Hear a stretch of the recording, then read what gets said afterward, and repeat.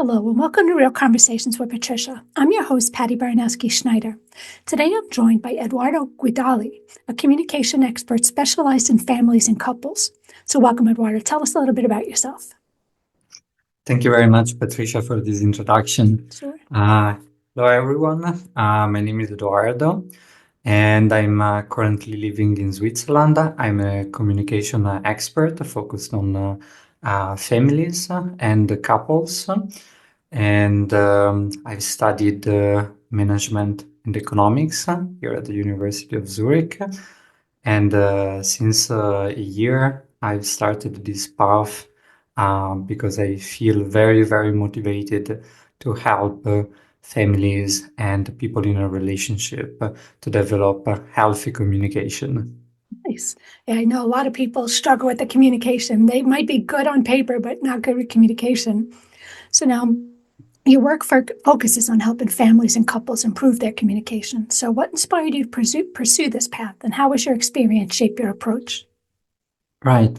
I have a very particular story, and I would like to share it with the audience on how I decided to do this in my life. About 2.5 years ago, I was very ill.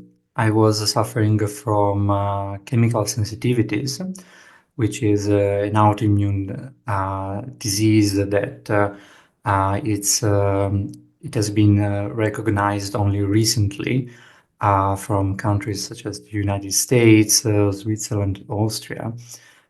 So I had a lot of troubles tackling this illness because many doctors were not trained for it, and they didn't know what to do. Okay. And in during my recovery, when I finally found a cure for this disease, I decided that I wanted to give my life another direction. I decided that I wanted to do something more meaningful than pursuing a career in the corporate world. And but I didn't know exactly what I wanted to do at the time. And so at the time I was living at my parents' house in Italy, and we were going all through a difficult time because it was the time in which my grandfather was hospitalized, and he was in a critical condition, and we knew that he didn't have a lot of time left. So especially my father was very tired and stressed because he had to go to the hospital every single night, so he wouldn't get much sleep. And so we found each other's, our family was in this situation.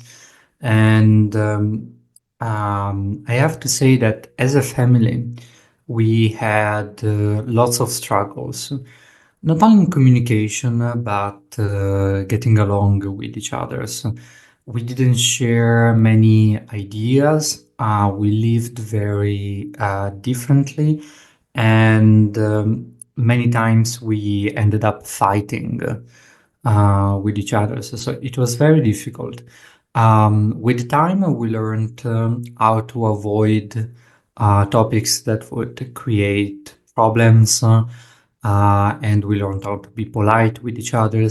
But there had always been that underlying feeling of unease and tension, a lot of stress every time that we had to see each other. And so during this particular period in which the family was quite stressed by my grandfather's hospitalization, a lot of issues started coming to the surface. And during this time, I was thinking, okay, I want to do something different with my life. And I was seeing all the problems that my family had. And with this new perspective in mind, I thought, okay, maybe it would do us good if we would sit together at the table and try to finally discuss our problems. And at the time, it was considered a very crazy idea because we never did something like that. And most people in my family, even if they agreed, they were extremely skeptical about it. My mother was convinced that nothing would change. And my sister, I remember that vividly, told me it's going to be a catastrophe. Because, like in many families, you reach a point in which you think, that nothing can change. You think that people are set in stone and that they won't change their behavior. But, in my experience, all of this is going to be challenged. And so we started having these family reunions, as I called them. We had them once a week for a couple of hours. And as I was the one suggesting these reunions, I found myself in the role of moderator. And I started actually enjoying it a lot because I was able to explain different perspectives to different people, and I was able to create a safe environment where we could talk. And the results were astonishing. In a couple of months, we were able to talk about so many different aspects, so many different problems, and we were able to actually learn from each other in a way that we would have never imagined. Actually, we were all very surprised about how this was going so well. I remember my mother saying to me after a month of a reunion that she thought that she was living in a fairy tale because the changes were so dramatic, and she never would have dreamt of these amazing improvements. And this is how my story began. After that, I decided to become a communication expert because I wanted to do what I did with my family for so many other families. And I understand that someone listening to this podcast might think, yeah, Eduardo, I understand, but probably, your family was already good and, it was easy for you.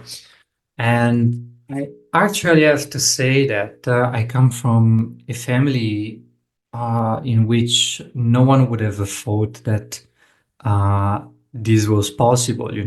I come from a family in which we barely talked. Most of discussion would escalate in fights, and for decades we tried to get along with each other, but it was very difficult.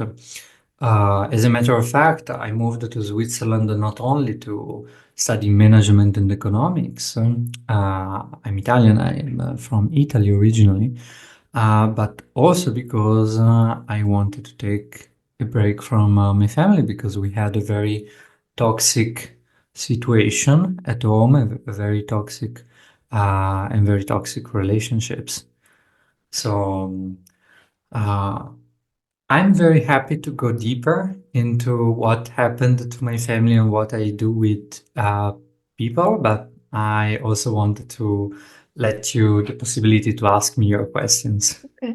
Now, I mean, people don't realize how important communication is because I've seen it in so many families where somebody just doesn't want to talk. And it depends how you were raised. Like I was raised in an era where kids are seen and not heard. You do as you're told, you don't speak back, blah, blah, blah. So we don't normally speak up when something bothers us, when we're upset. Everybody's just quiet. Well, your partner or your coworker or your boss or whatever, they're not mind readers. They don't know what you're thinking. And I've seen it in a lot of relationships where people, what you think they're thinking or what you think they're feeling, you couldn't be any more wrong because you don't know. They're in any type of therapy, you have to communicate.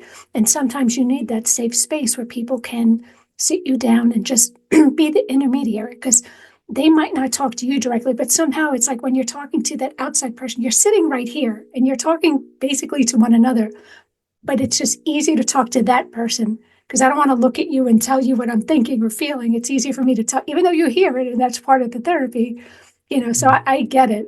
Um, but now you had mentioned before that many people avoid certain topics to maintain harmony. So how do you help clients identify and address the hidden communication barriers?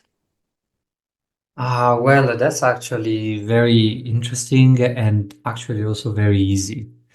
I started with asking people not to bring to the table a huge problem, but a small problem, because as I always say, communication should be seen as a muscle, and you don't want to start with too much because you probably never used this muscle. It's very weak, and so you need to start with something little. But I found it surprising, but also at the same time very normal, that from very small problems, you very quickly get to the root of the bigger ones. So you don't actually even have to, ask what's your big problem as a family. You can start with the small things, and you will see how I usually see how people react to certain comments. I usually see the dynamics already in the communication. I see who has a more aggressive communication style and who doesn't, and those people usually are not heard, they are not given space to talk, and in very few minutes you can really understand a lot about um, what are the deep issues in a family. And one of them, which I just mentioned, is really having a safe place to talk. Because, as I mentioned, not everyone has the same communication style. And, there are people that cut to the point, are very direct. And there are people instead who take time to make their points, or who needed to feel comfortable to talk. And that's why with my clients, with the people that I work with, it's imperative that one person at the time speaks. And this is important for many reasons. First, because you want to create that safe environment, and you want to give space to the person who is talking. Many times when we talk about, family issues or relationship issues, couples issues, it's not easy to talk about them. And you might need, some time also to just think about what you want to say. But if the person in front of you is going to jump in the discussion whenever you make a 2-second pause, you want to feel safe enough to express everything that you have to express. And the second reason why I use this rule is because um, the other person needs to learn how to listen. Very rarely we listen in our discussions. We are just waiting for the other person to be done to say what we have to say. We are not learning from each other. And this is something that is lacking in most relationships, in most families. And it's an extremely important skill. Many people that I work with, they are extremely impatient. Someone is talking to them about an issue, and I see that they cannot wait to say what they have to say. And, it's understandable. But at the same time, I always tell them, I understand how you're feeling, but I promise you, as soon as this person is done, you will be given all the time that you need to make your point. And this is something that I think it's extremely important. Yeah, for sure. But now, why do you think people often struggle to express their true feelings or opinions, even with those closest to them? And how can they start overcoming that fear? Well, as you mentioned, it's a fear, especially when we talk about family, it starts from our childhood, since we are babies. We tended to look at our parents, as role models and also as safety figures. Without our parents, we wouldn't be able to survive on our own without any caretaker. Not everyone, as their parents taking care of them, but without these figures, we wouldn't be able in nature to survive on our own. So we develop a very strong relationship. And at the same time, the fear of abandonment is quite strong, even if we are not aware of it. Uh, we don't want to be rejected by our own parents. So many people develop this people pleaser part in themselves, and part of being, a people pleaser is to avoid conflicts. Is to avoid conflicts. Uh, Again, there are many different reasons why these fears can develop. Again, if um, let's say that your parents are both doctors, and they come from families of doctors. They have a high expectation that you as well are going to be a doctor. And like, since you are a child, you know that your parents are expecting that of you, and you find yourself conflicted whenever you find that you have a different passion. Maybe you wanted to study law, maybe you wanted to become a journalist, but you have these conflicting parts in you that make it difficult for you to have a real conversation with your parents, because on one side you would like to follow your passion. Let's say you would like to become a journalist. On the other side, there is this instinct, this natural instinct that you don't want to let your parents down. And this is an extremely critical point, an extremely critical lesson that I teach to all my clients. It's so important, both for parents and from children, to move from a place of conditional love to a place of unconditional love. Because here is where all the problems start when, for example, parents put a condition on love, like you need to be good in sports, you need to be good at school, you need to become a doctor so that I'm going to show you affection.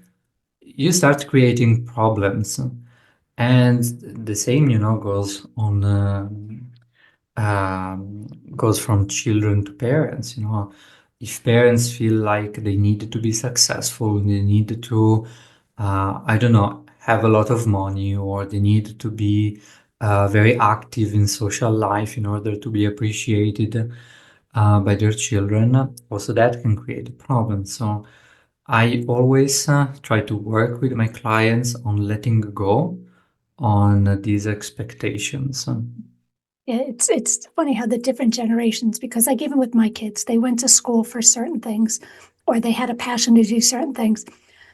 I followed, I supported them whatever they did, and I had so many people saying, "Why would you even do that? You know they're never going to get a job like that. They're never going to make money. I get it, but they have to see it for themselves. I can't not support them with their passion. But neither one did what they set out to do, but they had to see that for themselves. And I wanted them to know that I'm here supporting you no matter what.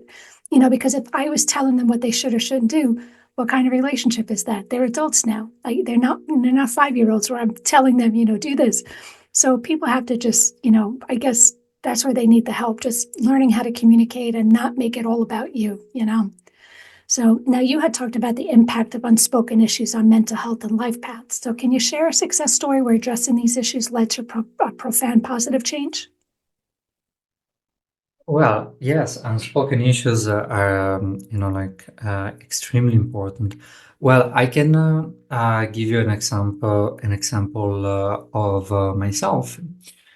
Uh, you know, um, for example, my parents, when I was little, and until we had these family reunions, they showed affection to us, to me and my sister, only in certain situations. For example, when we would graduate from university, when we would get good grades, and all in these sort of situations.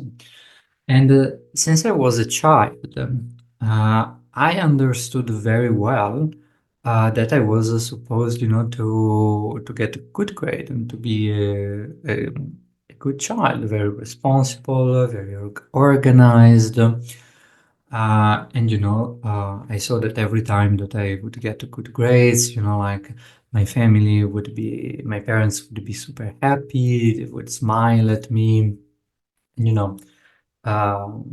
That's amazing for a child when your parents smile at him and they're happy about what they're doing, And so the child keeps repeating that. And so this, for example, forged my identity a lot.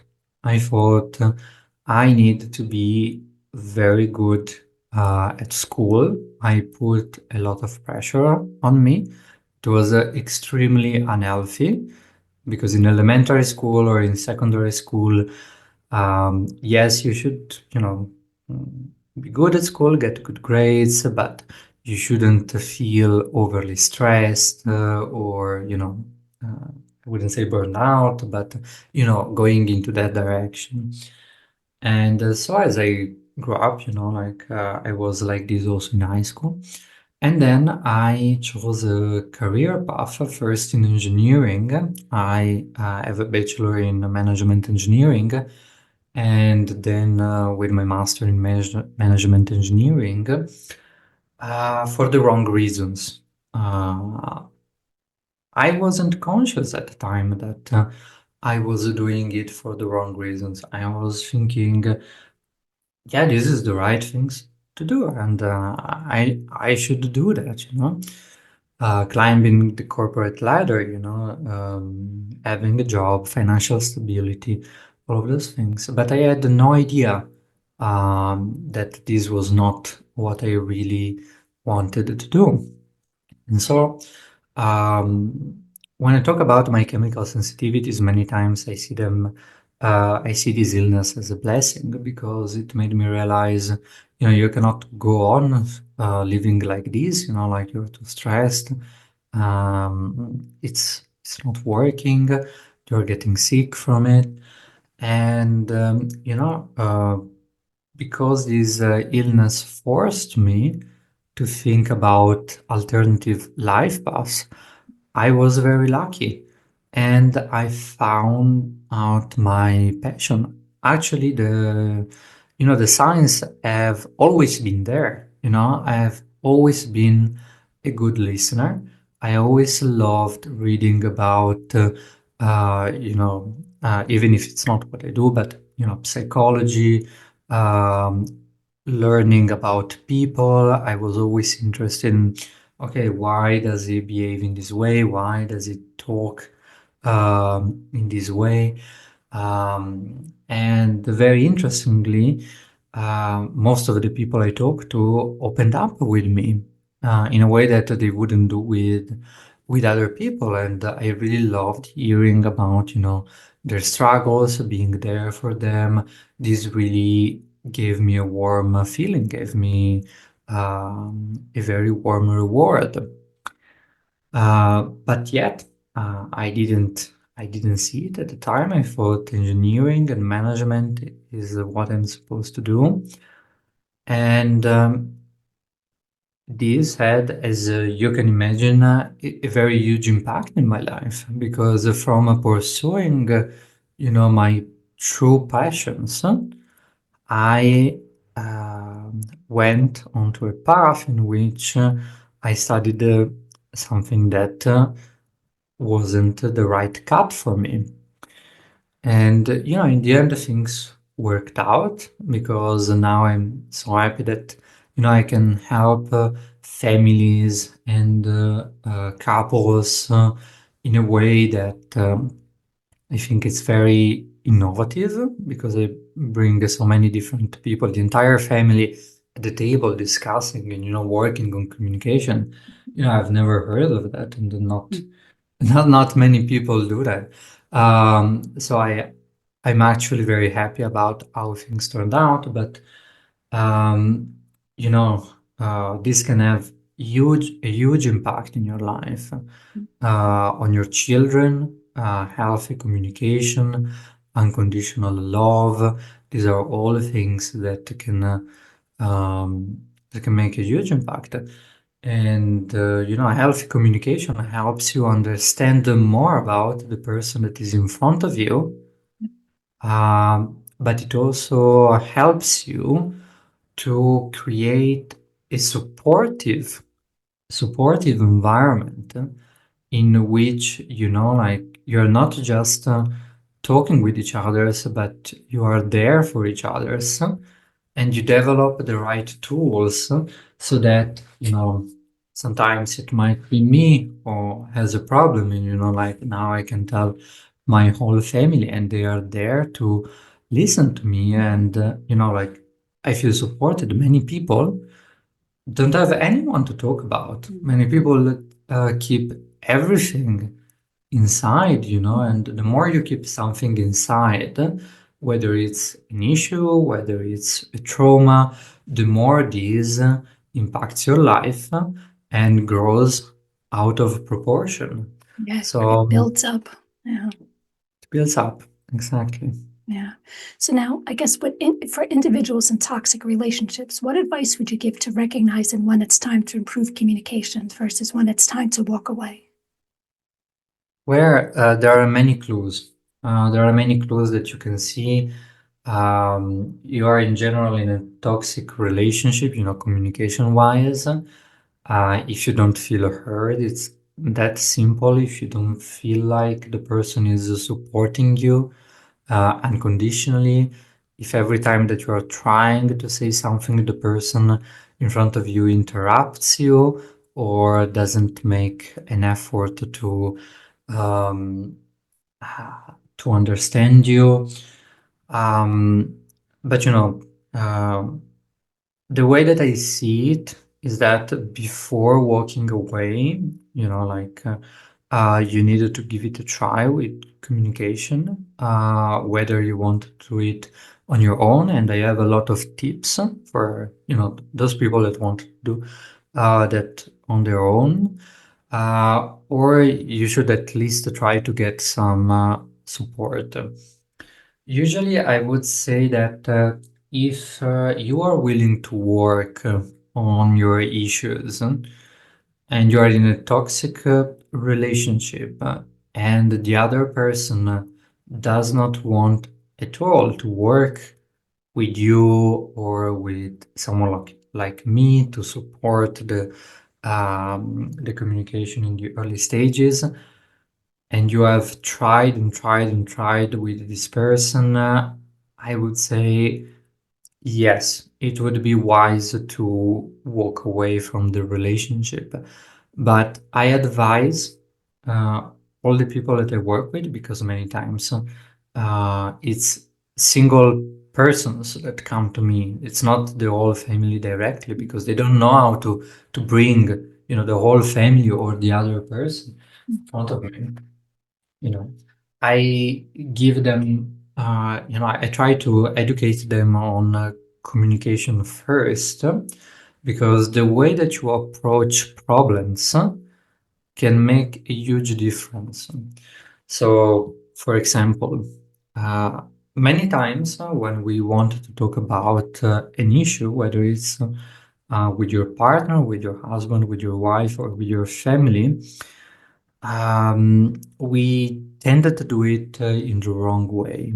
meaning that most of the times we are trying to show the other person why they are wrong and why we are right. And this happens most of the time. So also in most conversations, people are trying to prove their point, and to prove that someone else is wrong. The problem with that is that you are approaching the discussion like with a sword, you know? So you're kind of declaring war in front to the person in front of you. And what this does is that the person in front of you, it's going to feel attacked, it's going to be on their defense, and it's not going to end very well. What I, for example, suggest to these people that come to me and like, I would like to come to you, Edoardo, but my partner, my husband, they don't want to talk. They refute any sort of support. What can I do? Um, the intent with which you approach the conversation makes all the difference in the world. So, for example, one of the tips that I always give uh, to uh, to families that want to start these reunions on their own is to set the intention and make it very clear. So you approach your family members and you say that you would like to have a conversation with them because you see that there are problems and you would like to work to improve the family or the couple well-being. So you don't do it with the intention of, like, I have a problem with you and I needed to show you what you did wrong, but you come more in a more humble state. Like, I recognize that all of us in some way contributed to the situation, so you take responsibility, and I would like that all of us as a team would work to make things better.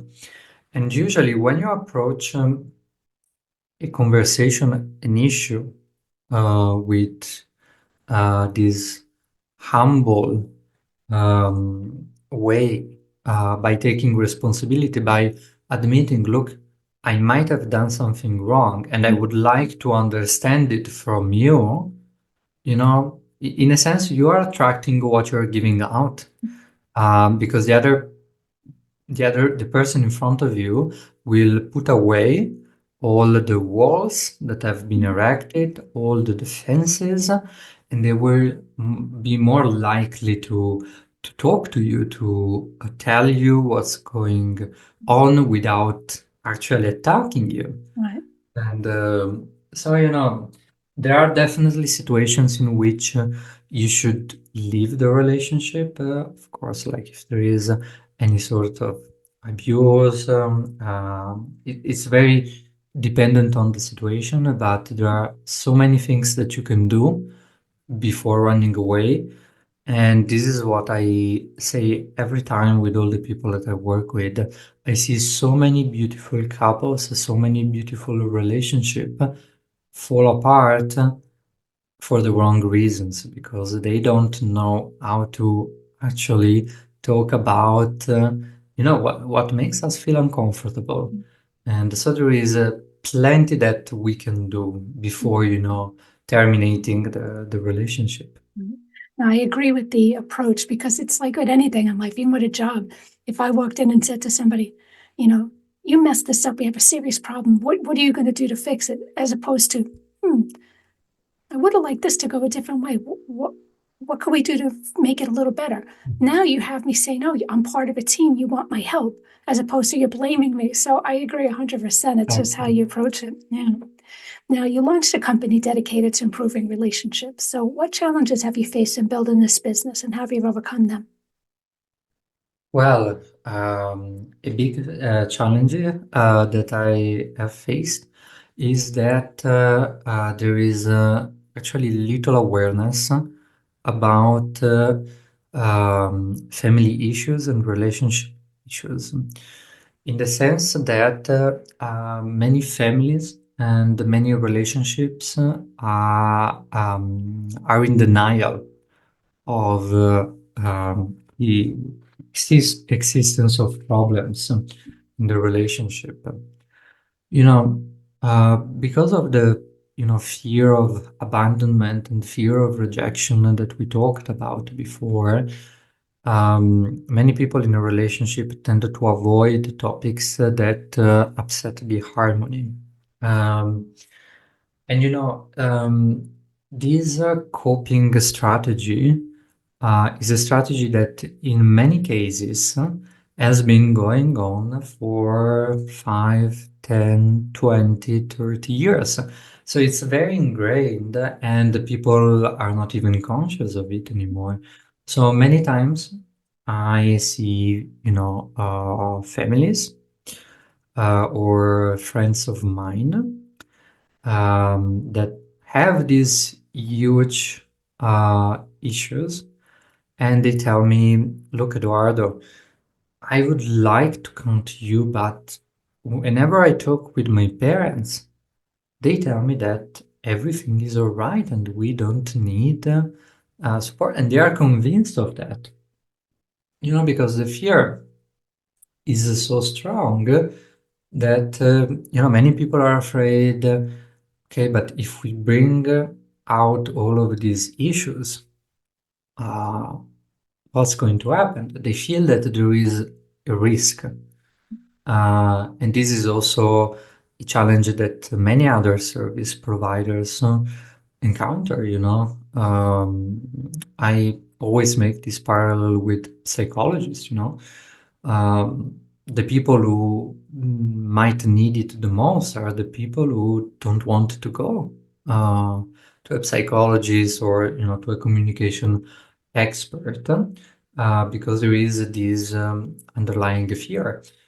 And, you know, uh, what I can do to overcome these issues is usually to coach more, to educate more the person who found the courage to come to me, and to teach them some communication strategies like the one that I mentioned before. So don't try not to attack the other person, but try to set a more um, calm intent, a more reassuring intent to the conversation. And usually people open up.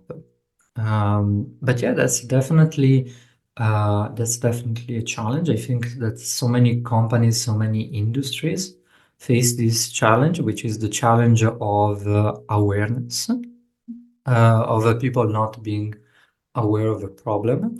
But I'm very, very positive about it because usually in a family there might be one or two of such individuals that are very stubborn and in denial, but more often than not, there is at least one family member who is willing to work on these issues, and usually, that's the key because you will always have a conversation with a member of your family, no matter how the relationship is, even if you have a very bad relationship with your parents or with your uncle, if they ask you to talk, eventually you're going to say yes, or at least it's going to be extremely, extremely likely because, it's family. And deep down, we will always make a little bit of time for family. And it is true what you say about people, always wanting to be right. Like I always use the term, I'll agree to disagree, because I might have my opinion and views on something. You have your opinion and views. Doesn't mean yours is right. I'm always curious. Well, why do you think that? Because maybe you'll convince me that maybe the way I'm thinking is wrong, which is great. But maybe you'll explain your thinking. I'll explain my thinking. Because I know people like that where it's like, there is no middle ground. They hate when I use that term because it's always they're right and I'm wrong. And I'm like, we agree to disagree. I heard you. I don't know if you heard me, but we could just agree to disagree. And, people need to know that there are some people that are stubborn and just don't get it, but everybody doesn't always have to be right. And I think that's where the whole communication comes in. So, Right. And yeah, no. you made a very excellent point. And, like friendships or families shouldn't fall apart Mhm. because of, different political orientations or Right. different ideas about a certain topic. Mhm. And this is very important.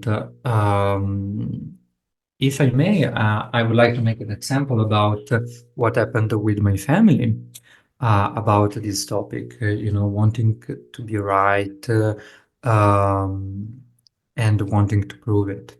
Right. You know, um, when we started having these family reunions, I realized very quickly how this tendency to want to be right was damaging in our family because we were not listening to each other's.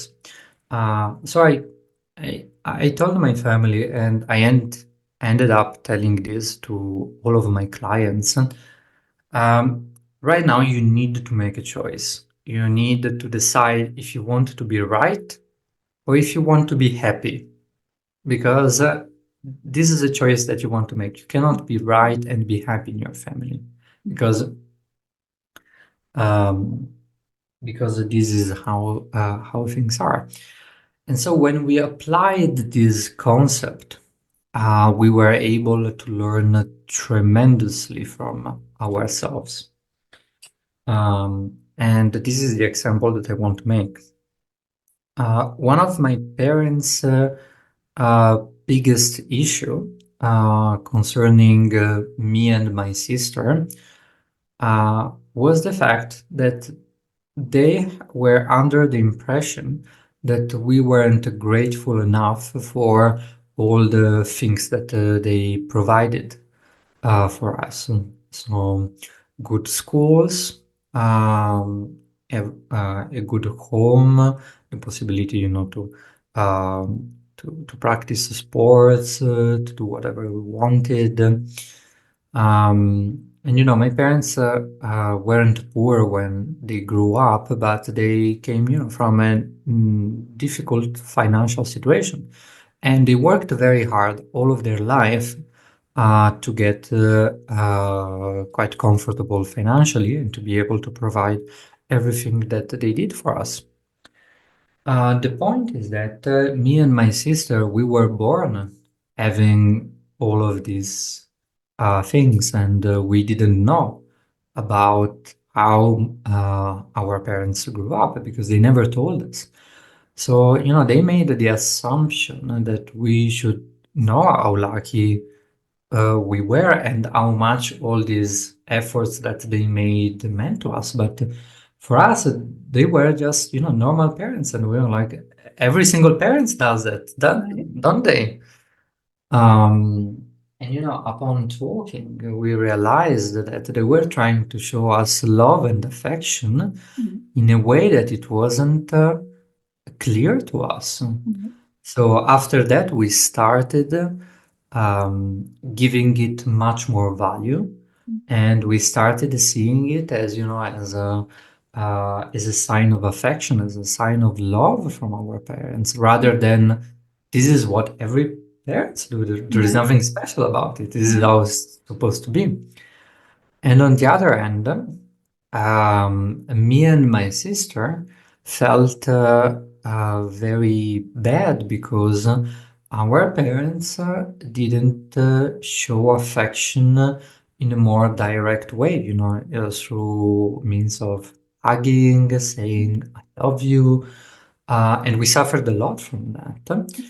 And when we told them, they were very surprised because they told us, yeah, for us it's implicit, but Different generations. Yeah. as children we needed it, and when we went even deeper, we found out that the reason why they were not used to show affection in this more direct way was because the same happened to them with their own parents. They told us it was it was very weird when we grow up, to say "I love you" to our parents. So uh, they internalized this way of being a parent, but we understood that as children they suffered a lot as well because love was conditional for them as well, and it was not easy, and they did the same with us. And on that same day in which we had that reunion, I will remember that for the rest of my life. It was the first time that my father hugged me and said to me, "I love you."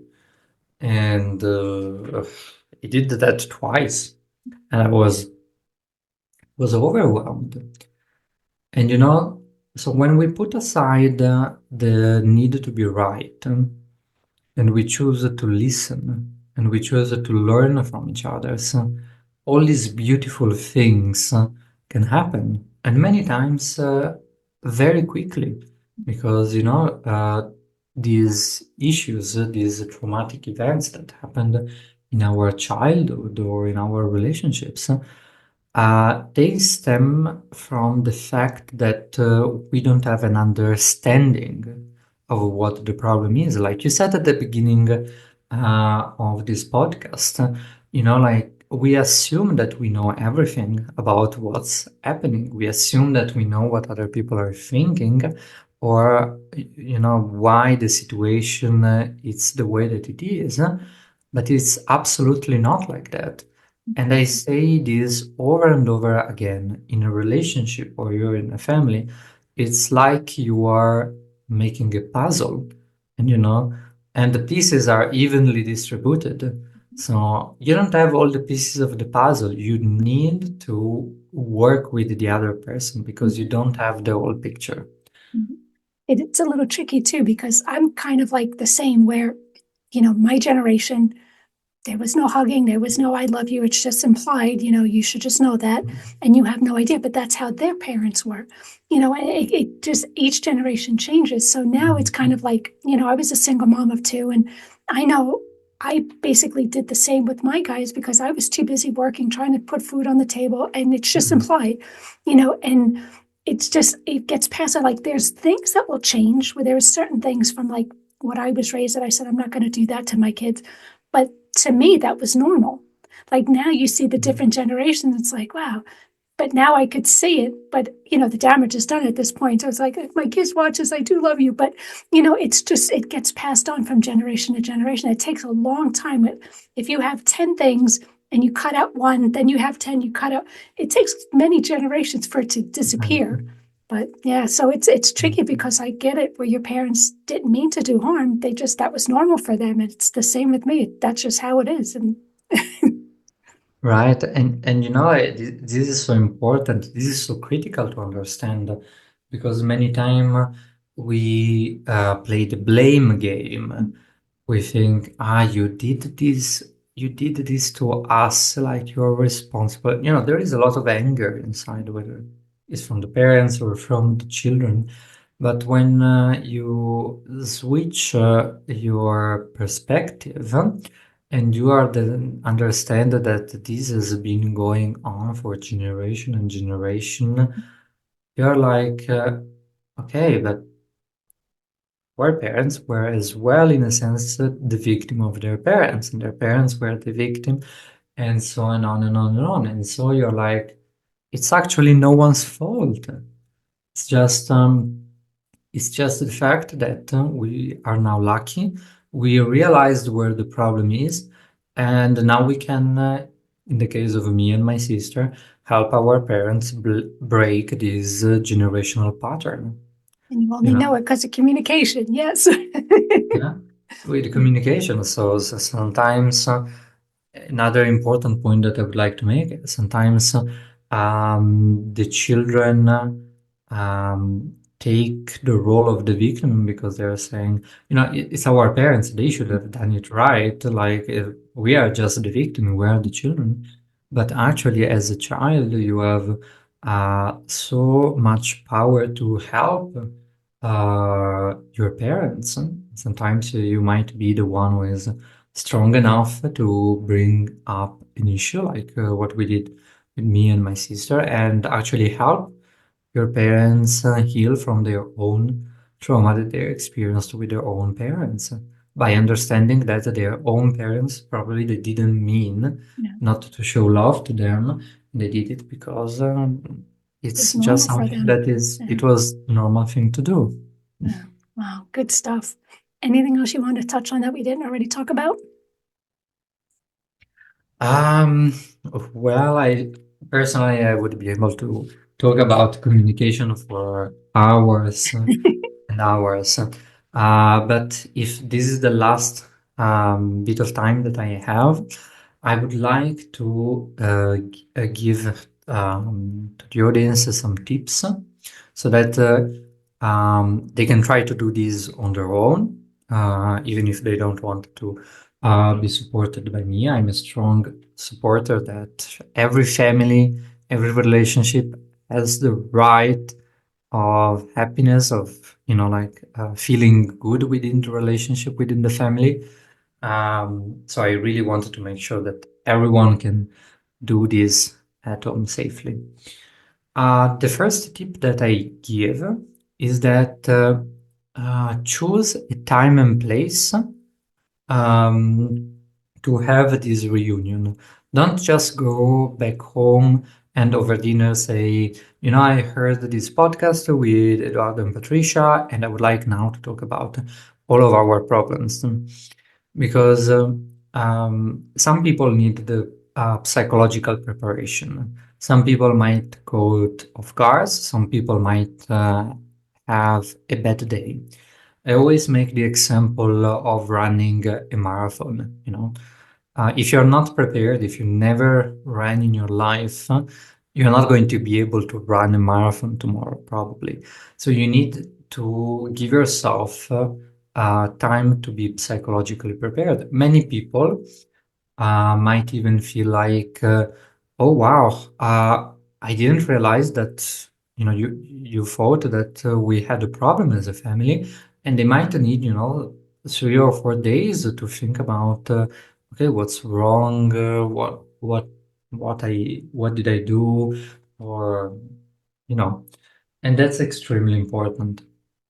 Then the second thing is that I suggest to set a positive intention. So make sure that everyone understands that you're working on the well-being of the family rather than proving someone wrong. That will make sure that you create a safe environment without all the defense mechanisms that are usually in play. Um, Pick a moderator.